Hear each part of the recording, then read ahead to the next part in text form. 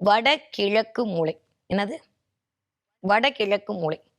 வடகிழக்குக்கு கொஞ்சம் முன்னாடி. வடகிழக்கு மூலை எங்க இருக்குன்னா, இந்த இடத்துக்கு கொஞ்சம் முன்னாடி.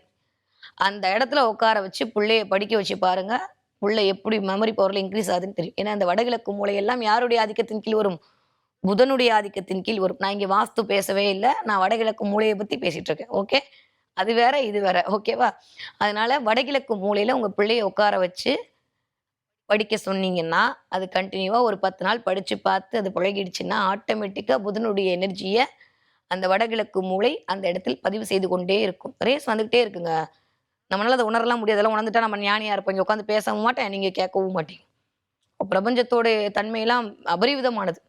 அத உணர்றதுக்கே ஒரு கொடுப்பனை வேணும். அத உள்ளார்ந்து போறதுக்கு ஒரு மிகப்பெரிய கொடுப்பனை வேணும். நம்ம உணரக்கூடிய ஸ்டேஜ்ல இருக்கிறதே இஸ் எ பிளெஸ்ஸிங் அவ்வளோதான்.